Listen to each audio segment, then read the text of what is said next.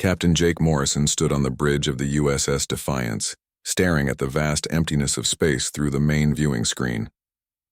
This was it, humanity's first journey beyond their home solar system. After decades of preparation, they were finally ready to explore the galaxy and hopefully meet other intelligent life. The Defiance was not the largest ship humans had built, but it was their most advanced. 200 crew members called it home, including some of Earth's brightest minds. Chief Engineer Lisa Carter had spent 5 years perfecting the ship's systems. Tactical Officer Ryan Brooks knew every weapon and defense system by heart. They were ready for anything, or so they thought. "Captain, we're picking up something on long-range sensors," called out Commander Amy Walsh from her communications station.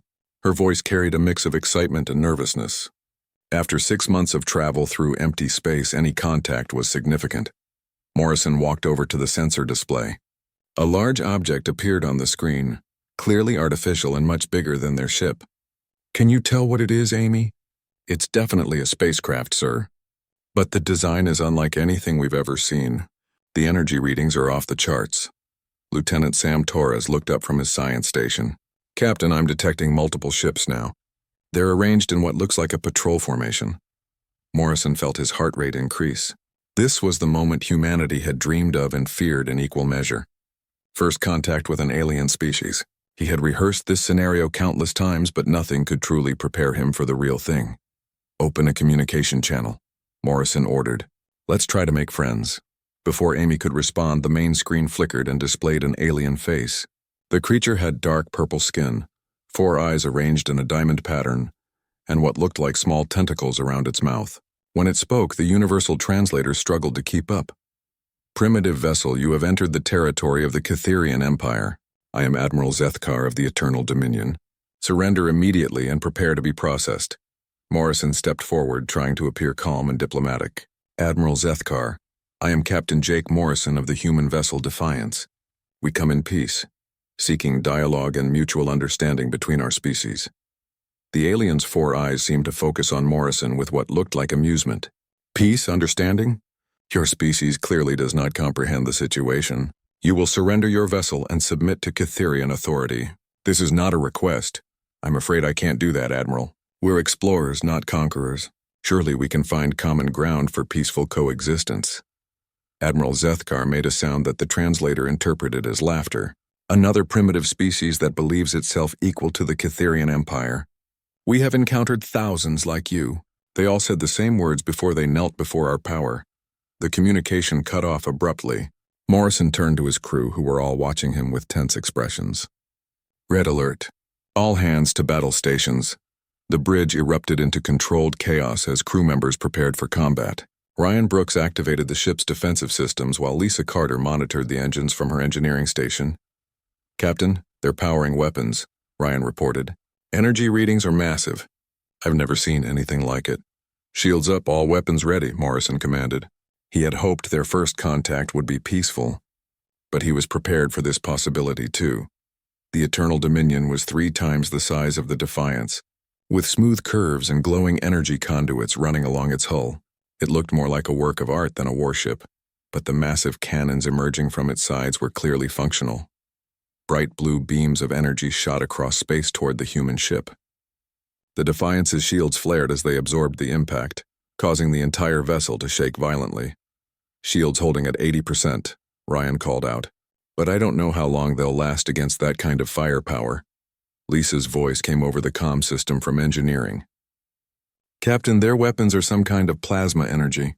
Our shields are designed to handle this, but not indefinitely." Morrison gripped his command chair as another volley hit them. The aliens clearly expected a quick victory, probably thinking human technology was inferior.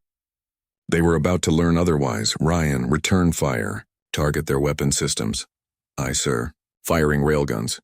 The Defiance's main weapons were simple in concept but devastatingly effective.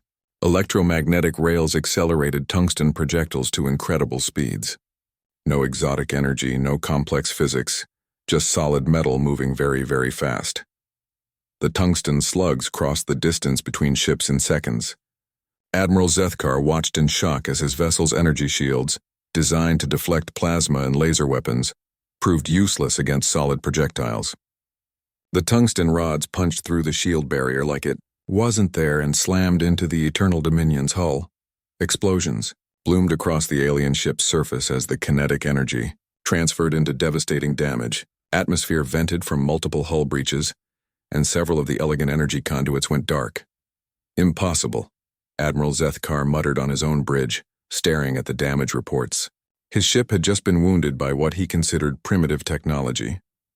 On the Defiance, Morrison's crew watched their weapons' effectiveness with grim satisfaction. "Direct hits, Captain," Ryan reported. "Their shields didn't even slow our projectiles down. Good, prepare for their response.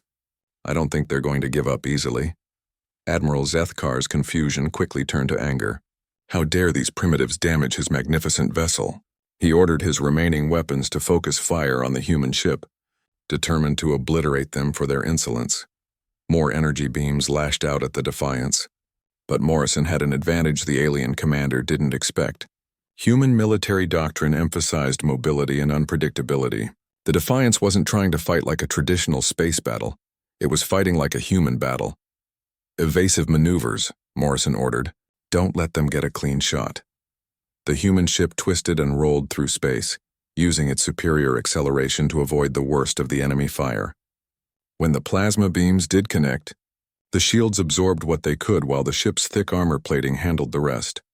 "Their targeting systems can't keep up with our movement patterns," Sam observed from his science station. "They're designed to fight ships that move predictably." Morrison smiled grimly. Humans had learned the hard way that predictable tactics got you killed. Every war in human history had taught them to be adaptive, creative, and above all, survivors.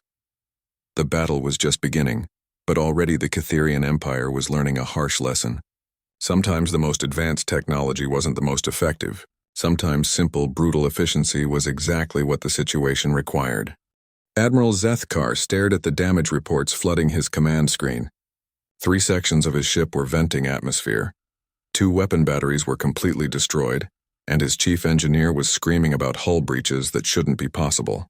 The human ship continued to dance around his attacks like a small fighter instead of a proper warship. "How are they moving like that?"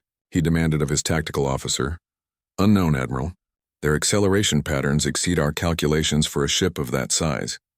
Our targeting computers cannot predict their next position." On the Defiance, Commander Amy Walsh hunched over her communications console, listening to alien radio chatter. Her translation software worked overtime to decode the Catherian military frequencies. What she heard made her blood run cold. "Captain, I'm picking up multiple incoming signals. They're calling for reinforcements.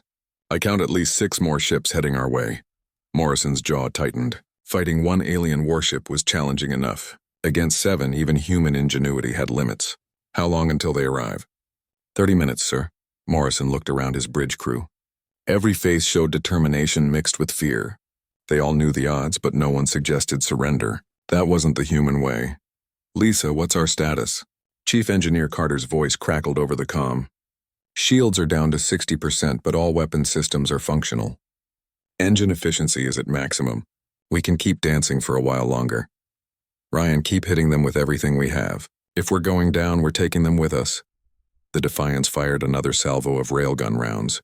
The tungsten projectiles screamed across space and punched through the Eternal Dominion's hull, causing more explosions and structural damage. Admiral Zethkar watched his beautiful ship being torn apart by what he still considered primitive weapons. "Sir, incoming message from the human vessel," his communications officer reported. "Put it through." Captain Morrison appeared on the screen, standing calmly despite the chaos around him. "Admiral, you've seen what our weapons can do. We don't want to destroy your ship, but we will defend ourselves. Call off your reinforcements and let us leave peacefully." Admiral Zethkar's 4 eyes burned with rage. "You dare negotiate from a position of weakness? When my fleet arrives, your species will learn the price of defying the Catherian Empire."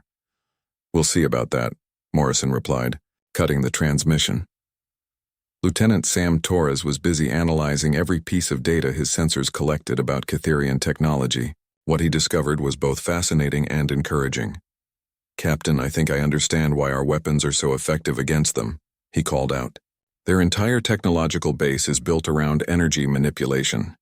Plasma weapons, energy shields, gravitational disruptors, all very advanced but all vulnerable to simple kinetic attacks. Meaning what exactly? Meaning they've never fought anyone who throws rocks really, really hard. Their shields are designed to deflect energy, not solid matter. It's like they've never heard of armor-piercing rounds. Morrison allowed himself a small smile. Humans had been throwing rocks at each other since the beginning of time. They had simply gotten very good at it.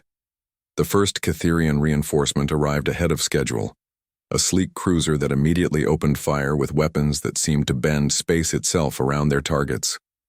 The Defiance's shields flared as reality warped around them, but the ship's systems remained functional. What the hell was that? Ryan shouted, trying to maintain weapon lock on targets that kept shifting position.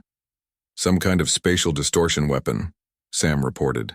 They're trying to fold space around us, trap us in a gravitational pocket. Can they do that? Apparently they think they can. But our engines are fighting it. Human technology might be simpler, but it's also more stubborn. The human ship's nuclear fusion engines burned at maximum output, pushing against the alien attempt to trap them in folded space. Slowly, incredibly, the Defiance broke free of the gravitational pocket and resumed its evasive maneuvers. Admiral Zethkar could not believe what he was seeing. The spatial disruptor was a weapon that had never failed against any species. It should have crushed the human ship like an insect. Instead, they had simply powered through it with brute force. How is this possible? He whispered. More Catherian ships arrived, surrounding the lone human vessel. Plasma cannons, gravitational weapons, and reality-warping devices all focused their fire on the Defiance. The small ship was completely outnumbered and outgunned by any reasonable measure. But humans had never been reasonable.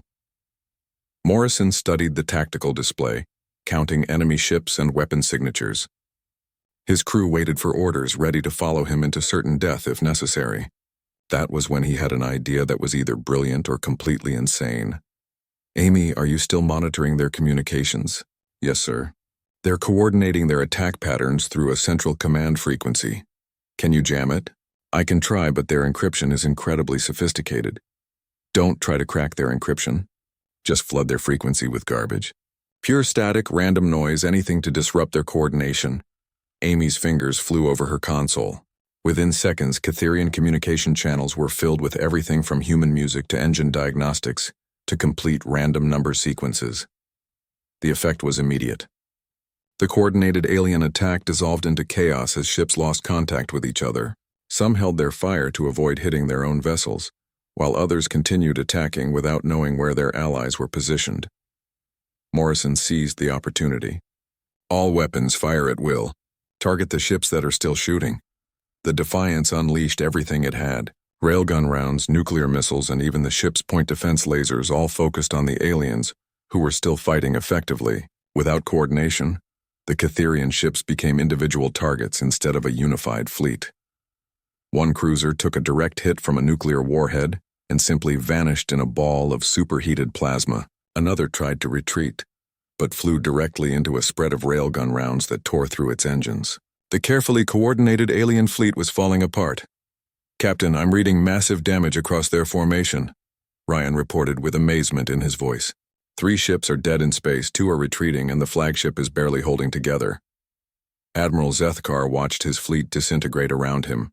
Ships that had conquered star systems were being destroyed by creatures who fought with nuclear fire and metal projectiles. It was impossible, unprecedented, and absolutely terrifying.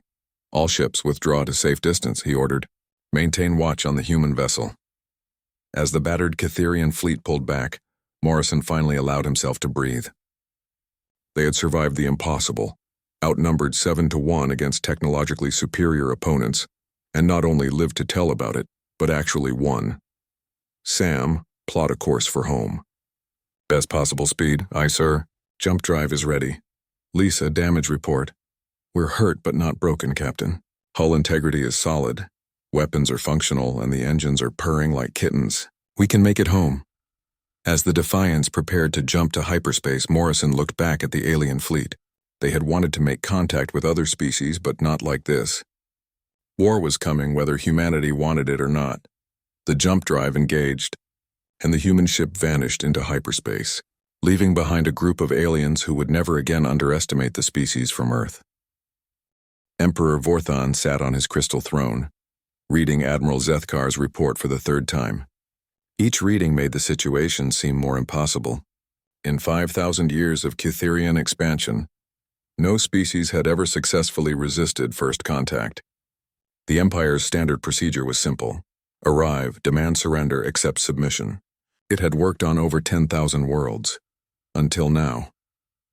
Admiral Zethkar, the Emperor spoke, his voice echoing through the vast throne chamber, explained to me how a single primitive vessel destroyed 3 of our cruisers and escaped from your entire battle group. Admiral Zethkar knelt before the throne, his 4 eyes fixed on the floor. Your Majesty, the humans fight unlike any species we have encountered.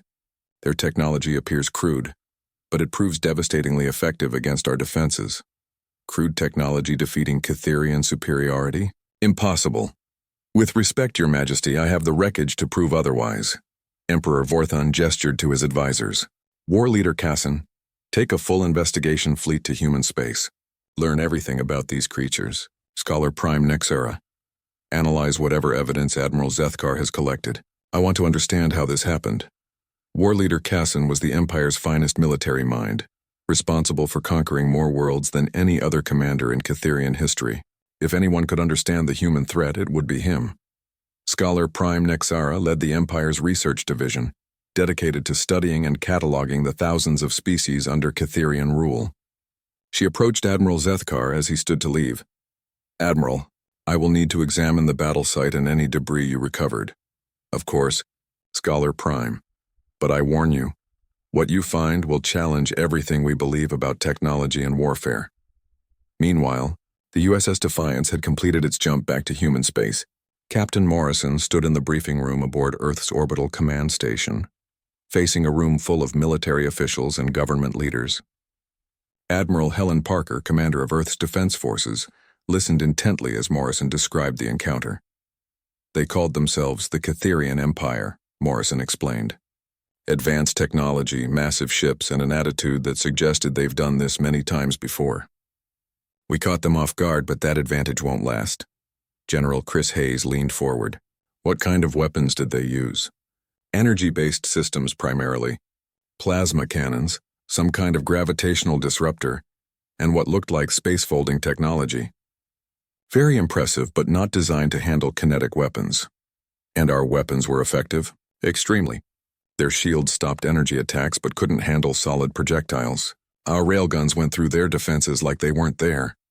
Admiral Parker studied the tactical data Morrison had brought back. How many ships did you face? 7 total, with the flagship being about 3 times our size. Intelligence Officer Nicole Adams should have a full breakdown of their ship classifications. Nicole Adams stepped forward with her analysis. Based on sensor data and visual records, the Cytherians build their ships for intimidation as much as function. Elegant designs, lots of energy conduits, but relatively light armor. They seem to rely entirely on shields for protection. Dr. Kevin Stone, Earth's chief military engineer, raised his hand. Captain, you mentioned their technology seems more advanced than ours. Can you be more specific? They have faster-than-light communication, weapons that can bend space, and energy systems we barely understand. But it's all very specialized, very refined. They've apparently never needed to build things tough. Chief Engineer Lisa Carter, who had accompanied Morrison to the briefing, nodded in agreement. Their technology is elegant but fragile. Like a sports car compared to a tank. Very impressive until someone starts shooting at it.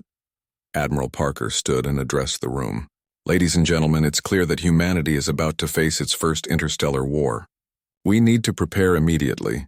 Far from Earth, Scholar Prime Nexera floated through the debris field where the battle had taken place. Her research vessel's sensors carefully analyzed every piece of wreckage, every energy signature, every trace of the human presence. What she found disturbed her deeply. The human weapons were indeed primitive by Cytherian standards. Electromagnetic acceleration systems, chemical explosives, nuclear fusion reactions, but they were built with a robustness that Cytherian technology lacked. Where Cytherian systems were efficient and elegant, human systems were redundant and overbuilt. Research leader, her assistant called out, we found something unusual in the weapon fragments. Nexera examined the twisted metal that had once been part of a human railgun projectile. The tungsten was pure, dense, and had been accelerated to incredible speeds through simple electromagnetic force. No exotic particles, no dimensional manipulation, just basic physics applied with tremendous effectiveness. How fast were these projectiles traveling? She asked. Approximately 15% of light speed, Scholar Prime. The kinetic energy involved would be enormous. Nexara felt a chill run through her body. The humans were throwing metal slugs at significant fractions of light speed. It was brutally simple and devastatingly effective. More importantly, it was a technology the Catherian Empire had never bothered to develop, because energy weapons were supposedly superior. War leader Casson arrived at the edge of human space with a fleet of 50 ships, the largest reconnaissance force in Catherian history. He intended to observe human defenses and military capabilities before the Empire committed to a full invasion. What he found was a species preparing for war. Human space was a flurry of activity. Mining ships converted into missile platforms, cargo vessels fitted with weapons, and new warships under construction at every major facility. The humans were not hiding their preparations. They were building openly, rapidly, and with a practical efficiency that impressed even Casson. "Commander, analyze their shipbuilding techniques," he ordered his tactical officer. "Yes, war leader. Initial scans show they're using modular construction methods, standard components that can be quickly assembled into different ship types, very efficient for mass production." Casson studied the human activities through his ship's sensors.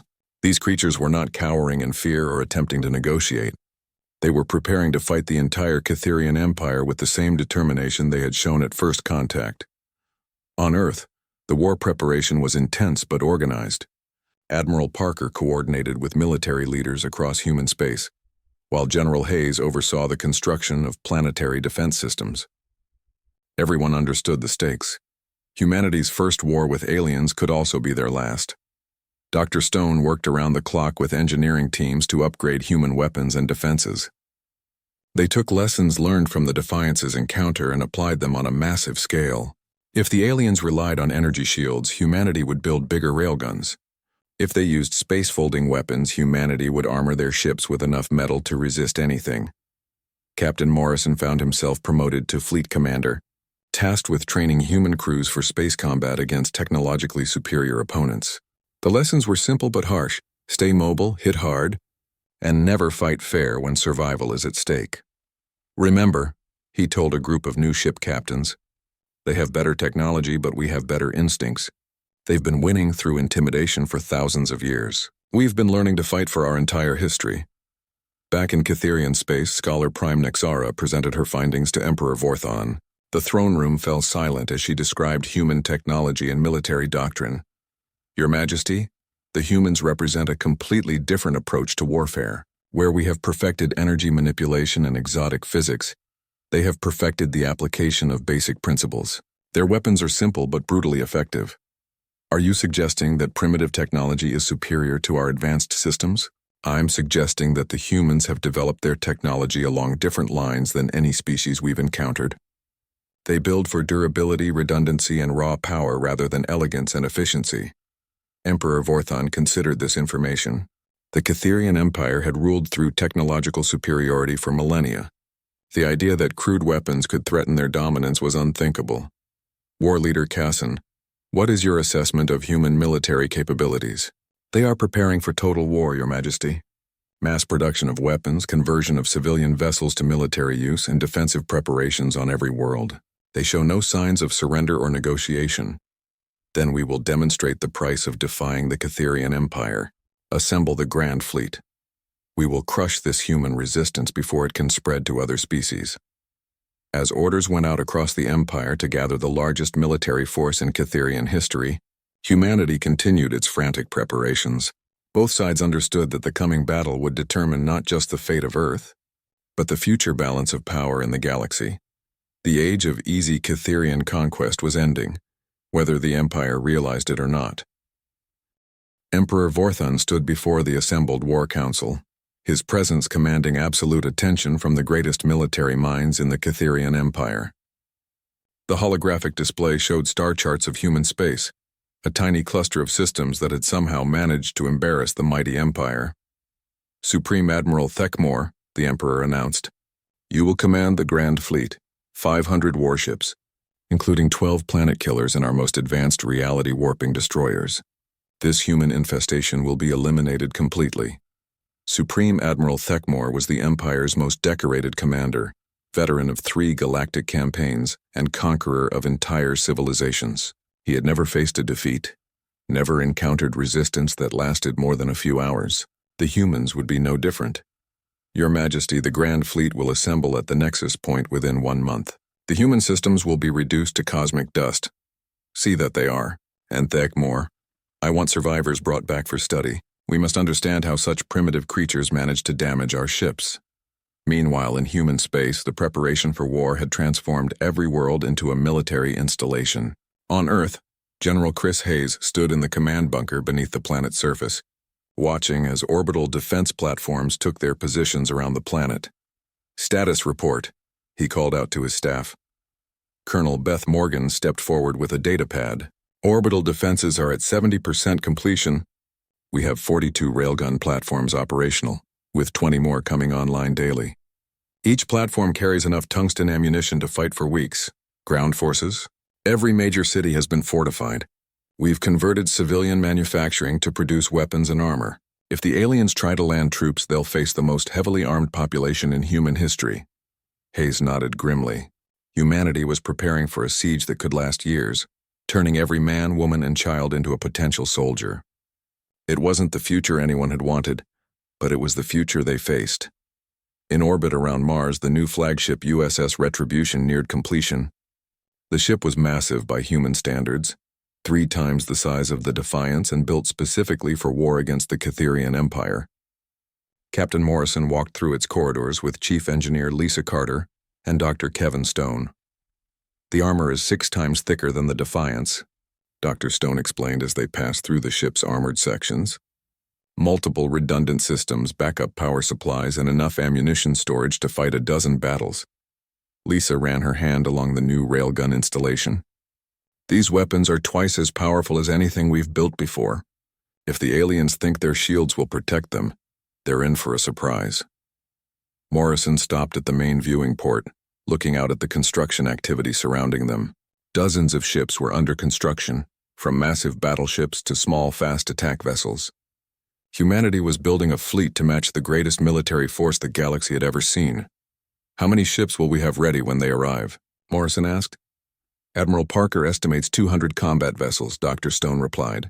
Not as many as they'll bring, but everyone built specifically to fight Catherians. At the edge of human space, Scout Captain Alex Turner and his crew aboard the USS Ranger conducted dangerous reconnaissance missions into Catherian territory. The information they gathered painted a terrifying picture of the force heading toward Earth. Captain, we're detecting massive fleet movements, reported his sensor operator. Hundreds of ships converging on a staging area 3 systems away. Turner studied the sensor data through his ship's periscope-like observation system, designed to minimize their detection signature. What he saw made his blood run cold. The Catherian Grand Fleet was beyond anything humanity had imagined. Ships the size of cities, weapons that glowed with barely contained energy, and formations that stretched across entire star systems. The largest vessels looked like they could crack planets in half. Get us out of here, Turner whispered. Earth needs to know what's coming. Back on the Catherian flagship Cosmic Dominion, Emperor Vorthan observed the fleet assembly from his personal command chamber. The sight filled him with pride and satisfaction. 500 warships representing the peak of Catherian technology and military might. No force in the galaxy could stand against such power. Supreme Admiral Thekmor joined the Emperor on the observation deck. Your Majesty, the fleet is ready to begin the final approach to human space. Our scouts report they have approximately 200 ships prepared for defense. 200 primitive vessels against 500 advanced warships, the Emperor mused. It hardly seems sporting. The humans have proven more resourceful than expected, Your Majesty. I recommend we treat them as a legitimate military threat.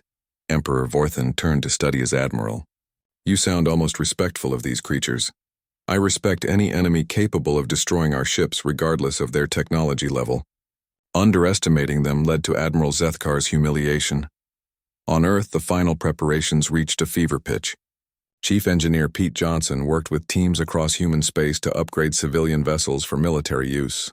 Mining ships became missile platforms, cargo haulers became troop transports, and even pleasure craft received weapon modifications. The transformation was remarkable. Humanity's entire civilization had reorganized itself for war in a matter of months. Factories that once produced consumer goods now manufactured ammunition. Schools taught children how to operate defense systems. Retirement homes became command centers staffed by elderly veterans with decades of military experience. Admiral Helen Parker coordinated the defense from Earth's orbital command station. Around her, officers worked frantically to position the human fleet for maximum effectiveness against the overwhelming alien force. "Admiral, Captain Turner is requesting emergency communication," called out Communications Officer Nicole Adams. "Put him through." Alex Turner's face appeared on the main screen, his expression grim. "Admiral, I've got a full sensor log of the Catherian fleet. You need to see this." The tactical display filled with icons representing enemy ships. The scale was staggering. Hundreds of vessels, some larger than entire human space stations. Weapons that defied easy classification, shielding systems that bent light around them, and coordination that spoke of centuries of military experience. "How long until they arrive?" Parker asked. 6 days, Admiral. They're not trying to hide their approach." Parker studied the display, calculating odds and possibilities. Every scenario ended the same way. Humanity was massively outgunned and outnumbered. But humans had faced impossible odds before, and survived through courage, ingenuity, and sheer stubborn refusal to give up. "All fleet commanders, this is Admiral Parker," she broadcast across human space. "The alien fleet will arrive in 6 days. Every ship, every weapon, every person must be ready. We're fighting for the survival of our species." Captain Morrison stood on the bridge of the USS Retribution, watching as the human fleet took final positions throughout the solar system. 200 ships against 500 seemed hopeless, but Morrison had learned something important during his first encounter with the aliens. The Catherians fought like they had always won through technological superiority. They expected enemies to line up and be destroyed in orderly fashion. Humans fought like survivors who had clawed their way to the top of the food chain through intelligence, adaptability, and absolute determination to live. "Lisa, are all systems ready?" Morrison asked. "Everything's green, Captain. Weapons charged, armor intact, and crew ready for anything." Lieutenant Sam Torres looked up from his science station. "Captain, I've been analyzing the alien fleet composition. They're bringing weapons we've never seen before. Reality disruptors, dimensional artillery, planet-killing devices. But they're also bringing the same weaknesses we exploited before." "Explain." "They still rely entirely on energy-based defenses. No matter how advanced their shields become, they can't stop a chunk of metal moving at 15% of light speed."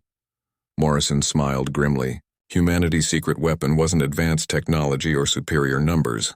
It was the simple understanding that sometimes the best solution was also the most basic solution.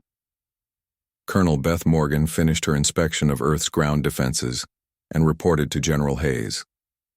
"Sir, every major population center is ready. Anti-aircraft systems, underground bunkers, and enough small arms to outfit 10 armies. And if their ships get through the orbital defense, then they'll learn what happens when you try to occupy a planet full of humans who don't want to be occupied." Hayes nodded. Humanity had spent its entire history fighting wars, learning lessons written in blood across every continent and every generation. The aliens were about to discover that technological superiority meant nothing against a species that had made warfare into an art form. In the Catherian Grand Fleet, final preparations were also underway. Supreme Admiral Thekmore reviewed attack plans that had worked flawlessly for thousands of years. Overwhelming force, coordinated assault, and technological superiority would crush any resistance. But as the fleet entered human space, sensors began detecting something unexpected. The humans weren't hiding or fleeing. They were waiting, spread throughout their star system in defensive positions that... The Catherian Grand Fleet emerged from hyperspace at the edge of Earth's solar system like a plague of stars. 500 warships, each one a masterpiece of alien engineering, spread across space in formations that had conquered thousands of worlds. At the center of this armada, Emperor Vorthon stood on the bridge of his personal dreadnought, the Cosmic Dominion, watching the small blue planet that dared to resist his empire. Supreme Admiral Thekmore, "Begin the demonstration," the Emperor commanded. "Destroy their outermost defenses. Let them see the futility of resistance." Thekmore nodded and turned to his fleet commanders. Battle Group Omega, advance to attack position. Eliminate the human orbital platforms. 20 Catherian destroyers accelerated toward the asteroid belt, where humans had positioned their first line of defense. These ships had destroyed entire star systems, their weapons capable of cracking moons in half. Against human technology, they expected swift and total victory. They were about to learn otherwise. Captain Morrison stood on the bridge of the USS Retribution, watching the alien ships approach on his tactical display. Around him, his crew worked with calm efficiency despite facing the most powerful military force in known space. "All ships, this is Morrison," he broadcast to the human fleet. "Remember your training. Stay mobile, hit hard, and make every shot count. Show them what happens when you pick a fight with humanity." The first Catherian destroyer reached weapons range and opened fire with its reality-warping cannons. Space itself twisted around the human defense platforms as the aliens tried to fold them out of existence. But the platforms had been built with one simple principle in mind. If something couldn't be made perfect, make it tough enough to survive anything. The orbital railgun platforms absorbed the dimensional distortion and fired back. Tungsten projectiles launched at incredible speeds, crossing the distance to the alien ships in seconds. The Catherian destroyers' elegant energy shields flared and failed as solid metal punched through them like tissue paper. The alien ship's hull cracked open, venting atmosphere and crew into the void. Its weapons went silent as power systems failed throughout the vessel. The destroyer that had annihilated star systems was crippled by what the aliens still considered primitive weapons. "Impossible," whispered the destroyer's captain as his ship died around him. "How can crude kinetics penetrate our defenses?" On the Cosmic Dominion, Emperor Vorthan watched one of his most advanced warships fall to human weapons. His four eyes narrowed with anger and disbelief. These creatures were supposed to be inferior, primitive, easily crushed. "Thekmore, what just happened?" "The humans are using kinetic weapons, Your Majesty. Our shields are designed to deflect energy attacks, not solid projectiles. Then adapt our defenses immediately. It will take time, Your Majesty. Our technology doesn't typically account for such basic approaches to warfare." The battle expanded as more Catherian ships engaged the human defenses. Plasma cannons, gravitational disruptors, and dimension-shearing weapons lit up space with exotic energies. The human platforms and ships took tremendous damage, but they kept fighting with a stubbornness that amazed and frustrated the aliens. Captain Alex Turner led a squadron of converted cargo ships in a desperate charge against a Catherian cruiser. His vessel, the USS Ranger, had been a simple freight hauler 6 months ago. Now it carried enough nuclear missiles to level a city. "All ships follow my lead," Turner commanded. "We're going to show these aliens what a human ramming attack looks like." The cargo ships accelerated toward the alien cruiser, launching missiles as they closed distance. The Catherian vessel tried to destroy the incoming humans with its sophisticated weapons, but the converted freighters were too heavily armored and too numerous to stop completely. Turner's ship took a direct hit from a plasma cannon, tearing away half its hull. But the nuclear reactors kept burning, the crew kept fighting, and the ship kept flying. At the last moment, he launched every remaining missile directly into the alien ship's engine section and pulled away. The nuclear warheads detonated simultaneously, creating a miniature sun that consumed the Catherian cruiser completely. Turner's ship limped away, badly damaged but victorious against a vessel 10 times its size. On Earth's surface, General Chris Hayes watched the orbital battle from his underground command center. Early reports showed human losses mounting, but they were taking aliens down with them. Every Catherian ship destroyed was one less threat to Earth. "Sir, they're breaking through the outer defenses," reported Colonel Beth Morgan. "Multiple alien ships are heading for the inner system. Activate the planetary defense grid." "If they want Earth, they'll have to go through every weapon we've built." Hidden launch sites across Earth's surface opened up, revealing massive railgun installations that had been disguised as mining equipment. These weapons were larger than anything on the orbital platforms, capable of accelerating projectiles to 20% of light speed. The planetary guns opened fire, sending streams of tungsten death toward the approaching Catherian fleet. The aliens had never encountered defensive fire from a planet's surface. Most species surrendered long before the battle reached their homeworld. Supreme Admiral Thekmore watched his fleet take damage from directions he hadn't expected. The humans were fighting from everywhere, Orbital platforms, asteroid bases, converted civilian ships, and now the planet itself. It was chaotic, unpredictable, and completely contrary to proper military doctrine. "Sir, we're losing ships faster than projected," his tactical officer reported. "The humans are using suicide attacks, ramming maneuvers, and weapons we didn't expect. How many have we lost?" 47 ships destroyed, 31 damaged. They're targeting our weapon systems and engines instead of trying for clean kills. Thekmore realized the humans were fighting smart as well as desperate. Instead of trying to destroy Catherian ships outright, they were disabling them, turning the galaxy's most advanced fleet into floating debris. Captain Morrison led the USS Retribution directly into the heart of the alien formation, his ship's massive guns firing continuously.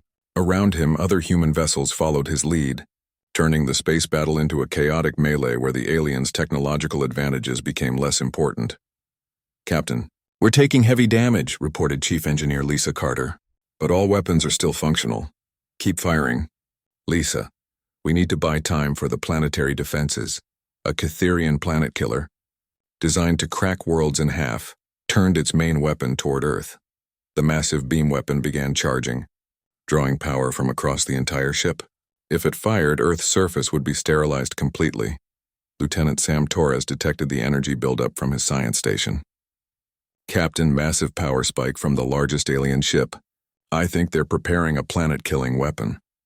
Morrison looked at the tactical display, calculating distances and firing solutions. The planet killer was too far away for his ship's weapons to reach, but there was another option. "All ships, this is Morrison. I need volunteers for a suicide run against the big target." "They're about to glass Earth." The response was immediate. Dozens of human ships, many already damaged, turned toward the planet killer. They came from every direction: military vessels, converted freighters, mining ships, even a few pleasure craft whose civilian crews had refused to evacuate. Captain Turner, his ship barely holding together, led the charge. "This is for everyone who called us primitive," he transmitted as his vessel accelerated toward the massive alien weapon. The planet killer's defenses opened fire, destroying human ships by the dozen. But there were too many attackers coming from too many directions. Some got through, ramming into the massive vessel's hull with nuclear fire and kinetic force. The planet killer's main weapon exploded in a cascade of exotic energy that tore the ship apart from the inside. The explosion was so massive it damaged nearby Catherian vessels and lit up space like a second sun. Emperor Vorthan felt his ship shake from the destruction of the planet killer. Around him, his advisors reported ship losses, system failures, and defensive positions overrun by creatures who refused to acknowledge their technological inferiority. "Your Majesty, we've lost over 100 ships," Supreme Admiral Thekmore reported. "The humans are fighting with a ferocity we've never encountered. They're using their own ships as weapons. Impossible. No species fights to extinction against superior forces. Apparently humans do. Your Majesty." The Emperor looked at the tactical display showing his once mighty fleet being torn apart by desperate human attacks. For the first time in his long life, he faced the possibility of defeat. Colonel Beth Morgan's ground forces never got their chance to fight. The space battle had turned so decisively that surviving Catherian ships were retreating rather than attempting planetary assault. The humans had held their homeworld through pure determination and weapons that threw rocks very, very hard. As the alien fleet pulled back, Captain Morrison surveyed the aftermath. Human losses were severe, nearly half their ships destroyed or disabled. But the Catherian Grand Fleet, the most powerful military force in the galaxy, was in full retreat. "Admiral Parker, this is Morrison. The aliens are withdrawing. Earth is secure." Parker's voice crackled over the comm, filled with exhaustion and